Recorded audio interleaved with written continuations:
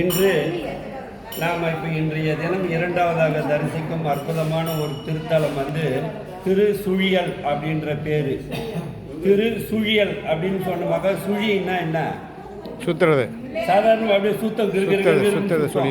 ஆற்றுல வெள்ளம் அதிகமாக வந்ததுன்னா ஒரு இடத்துல அப்படியே கிருகிருன்னு சுத்தம், அப்படியே சர்றல் இழுத்துன்னு உள்ளே போயிடும்.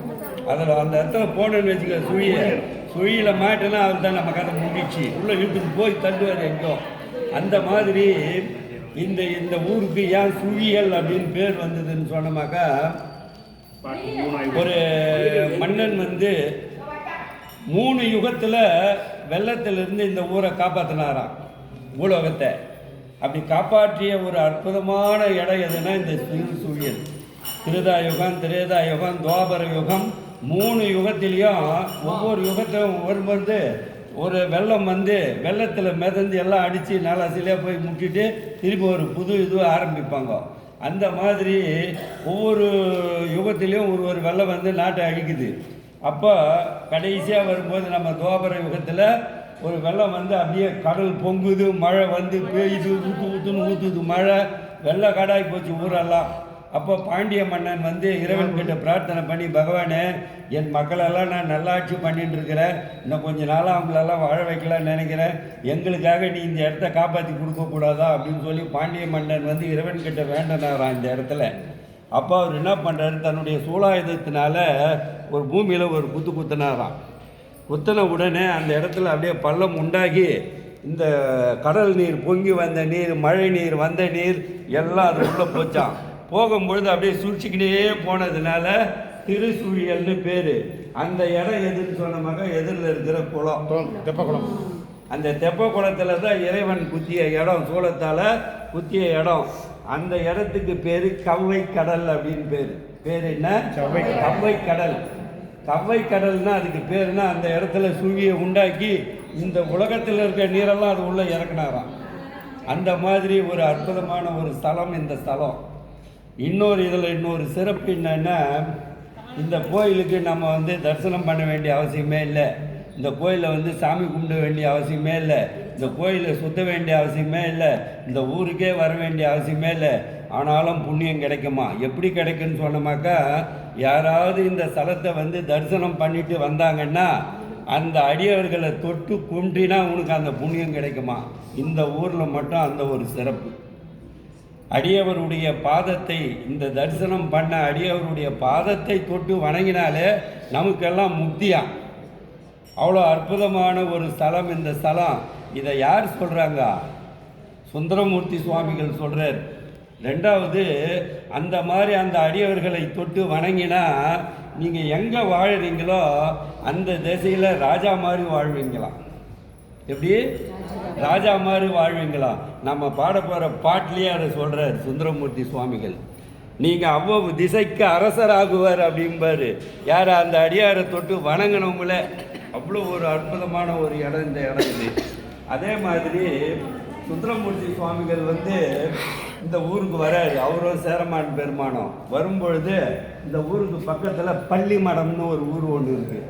அங்கே தங்கிட்டு காலையில் இந்த பக்கத்தில் ஒரு கிலோமீட்டர் கனடா குண்டாறுன்னு ஒரு ஆறு ஓடுது.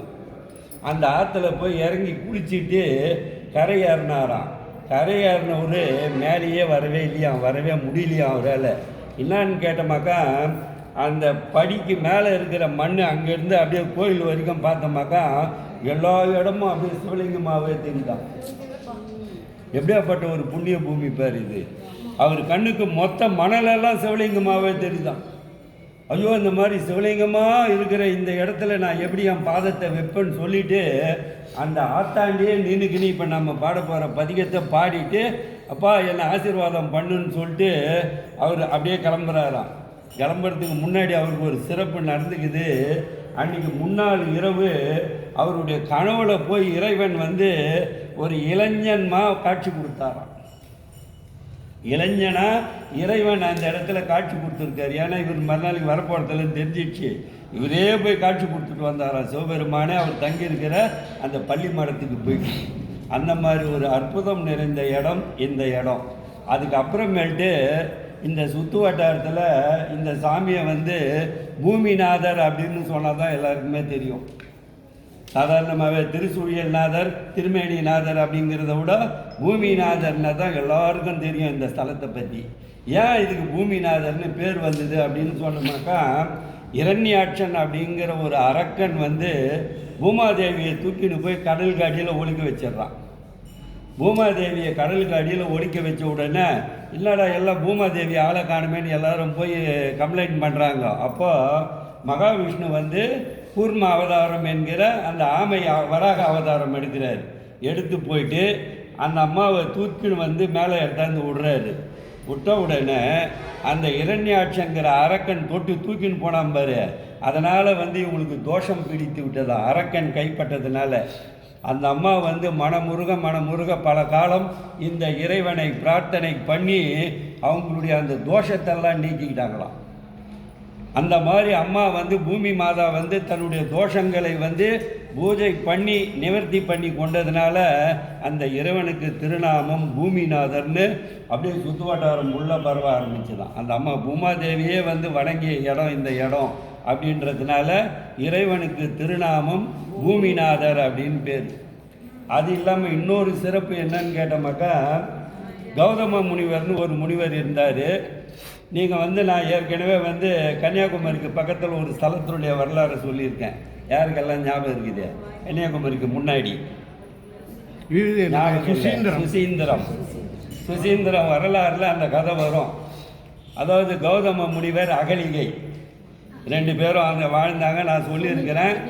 இந்திரன் அகலிகை மேலே ஆசைப்பட்டு அவன் பார்க்குறான், எப்படியாவது இந்த அம்மாவை அடைஞ்சிடணும்னு சொல்லிவிட்டு அவன் என்ன பண்ணுறான், ஒரு நாள் ஒரு பறவை வேடை எடுத்து கோழி வேடை எடுத்து கூவுறான். எப்போ 2:30 மணிக்கு 3 மணிக்கு போன உடனே இவர் என்ன பண்ணுறாரு, கௌதம முனிவர் நேரம் ஆகிடுச்சு நம்ம குளிக்கிறதுக்குன்னு சொல்லிட்டு ஆற்றுல போய் குளிச்சுட்டு பூஜை பண்ணுறதுக்காக அவர் கிளம்பி போயிடுறாரு. போன உடனே இவன் என்ன பண்ணி போடுறான், கௌதம முனிவர் வழியாக வேடம் போட்டுக்கின்னு அந்த குடியில் உள்ள நுழைஞ்சி அகலிகையை ஏமாத்திடுறான். இவர் போனவர் போய் அங்கே ஆத்தாண்ட போனமாக பொழுது விடிஞ்ச மாதிரியே தெரியல. 4:30 மணி இல்லையே, இது ரொம்ப நடுநீசி மாரியாக இருக்குதுன்னு சொல்லிட்டு திரும்பி வர்றார் குடிலுக்கு. வந்தமாக்கா இங்கே 2 பேரும் ஒன்றா இருக்கிறத பார்த்த உடனே அவருக்கு கோபம் அகலியை கல்லாக போவேன்னு சொல்லி சமைப்பார். அகலியை கல்லாக போகன்னு சமைச்ச உடனே அந்த அம்மா சொல்கிறாங்க, ஓ அறிவு கட்ட முனியே, என்ன சொல்கிறாங்க, கணவனை என்னை போய் நீ கல்லாக சமைச்சிட்டியாடா, நீ அறிவு கட்ட முனி வேண்டா. நான் உன் ரூபத்தில் அவன் என்கிட்ட வந்திருக்கிறான், நான் யாருன்னு நினைப்பேன். நீ அதை கொஞ்சமாவது யோசனை பண்ணியா அப்படின்னு சொல்லி நீ துன்பத்தையே அனுபவிப்பான்றா சொல்லிட்டு இவன் கல்லா மாறிடுவா அகலிகை. அதுக்கப்புறமேட்டு ராமர் ராமருடைய பாதம் பட்டு அகலிகை கல்லா இருந்த அகலிகை திரும்பியும் உயிர் பெற்று பெண்ணாக மாறுவாங்க. அதுக்கப்புறம் இவர் என்ன பண்ணுவார், அறிவு கட்ட முனின்னா இருப்பார். அறிவு கெட்டு போச்சு இவருக்கு. அந்த அம்மா கொடுத்த சாபம், பத்தினி சாபம் பலிக்கும். அறிவு கட்ட முனின்னா அறிவு கெட்டு போச்சு. அறிவு கெட்டு போய் என்ன ஆகி போச்சா, பித்தனாகிட்டார். பித்தனாகி போய் தெருவா ஊராக சுற்றி கிடக்கிறாரு. சுற்றி நடந்துட்டு கடைசியாக இங்கே வந்த உடனே, பகவானே நான் இந்த மாதிரியா இருக்கிறேன்னா என் நிலைமைக்கு என்ன தான் காரணம் அப்படின்னு சொல்லும் பொழுது அவர்கிட்ட ஒரு மனசு கதையில் ஒரு நிகழ்வு வருதான். என்னைக்கு நீ நடராஜ பெருமானுடைய நடனத்தை பார்க்குறியோ அன்றைக்கி உன்னுடைய அறிவு தெளிவடையன்னு சொல்லிட்டு அப்படி ஊராக சுற்றின்னு வரும்போது இந்த திருச்சூழியலில் வந்தாராம். வந்த உடனே பகவானை பிரார்த்தனை பண்ணிவிட்டு நான் சிதம்பரம் போகலான் இருக்கேன், நடராஜ பெருமானுடைய திருநாடத்தை கண்டு கழிக்கணும், அப்போ தான் என்னுடைய பழைய நிலைமைகள் திரும்புன்னு சொன்ன உடனே இறைவன் அவருக்கு காட்சி கொடுத்து அற்புதமாக கற்சலை அளிக்கிறார் நடராஜ பெருமான். இந்த இடத்துல கௌதம முனிவருக்கு அந்த நடன காட்சியை காட்டினாராம். கௌதம முனிவருக்கு நடன காட்சியை காட்டி அவரை பழையபடி அற்புதமான முனிவராக மாற்றி கொடுத்த ஸ்தலம் இந்த ஸ்தலம். அதே மாதிரி அதுக்கப்புறம் ராமர் அகலிகையிட்ட இவர்கிட்ட ஒன்றா சேர்த்து இந்த மாதிரி ஒரு தவறே செய்வாத பத்தினி பெண்ணை போய் நீ சாபம் போட்டியே, இது நல்லதுக்கு இல்லை, இவன் இன்றைக்கும் பத்தினி தான், நீங்கள் சேர்ந்து வாழணும்னு சொல்லி 2 பேரையும் சேர்த்து வச்ச இடமும் இந்த இடமும். அந்த மாதிரி ஒரு அற்புதமான ஒரு ஸ்தலம். இதில் இன்னொரு சிறப்பு என்னான்னு சொன்னோம்னாக்கா, நாமெல்லாம் இப்போ ராமேஸ்வரம் போவோம். போயிட்டு ராமேஸ்வரத்தில் போனவுடனே எங்கே குளிப்போம், கடலுக்கு பேர் என்ன தெரியுமா? அக்னி தீர்த்தம். அக்னி தீர்த்தம்னு பேர். கடலில் குளிச்சுட்டு தர்ப்பணம் பண்ணுவாங்க எல்லாரும். கடலாண்ட உட்காந்து பார்த்துருக்கீங்களா?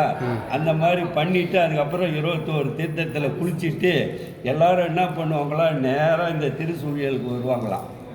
வந்து இங்கே வந்து இந்த கவை கடலில் குளிப்பாங்களாம். அந்த தீர்த்தத்தில் குளிச்சுட்டு இந்த மோட்ச தீபத்தை ஏற்றிட்டு 21 தலைமுறை மூதாதையர்கள் இறந்தவர்களுக்கு இந்த இடத்துல அர்ச்சனை பண்ணுவாங்களாம். உலகத்திலேயே இறந்தவர்களுக்கு அர்ச்சனை பண்ணுகின்ற ஒரே இடம் எதுனா இந்த திருச்சூழியல் பூமிநாதர் கோயில் தான். இறந்தவர்களுக்கு அர்ச்சனை முடிச்சுட்டு நம்ம சாயங்காலம் திரும்ப நம்ம பேரில் ஒரு அர்ச்சனை பண்ணிட்டு போகலாமா. அப்படி இல்லைன்னா இன்னொரு முறை வந்து நம்ம பேருக்கு ஒரு அர்ச்சனை பண்ணலாமா. வாய்ப்பு இருக்குதுங்க. எப்படி இருந்தால் அது அப்புறம் பார்த்துக்கலாம். அதை பற்றி ஒன்றும் இல்லை. இன்றைக்கி எல்லாரும் இறந்தவர்கள் பேரெல்லாம் சொல்லி அர்ச்சனை பண்ணிவிட்டு மிக சிறப்பாக எல்லாரும் திருவருள் பெற்று நம்முடைய மூதாதையர்கள் எல்லாரும் அற்புதமாக பிறவியின்றி சீரோடும் சிறப்போடும் இருக்கணும் கைலாயத்தில்னு சொல்லி ஒரு பிரார்த்தனை பண்ணிப்போம்.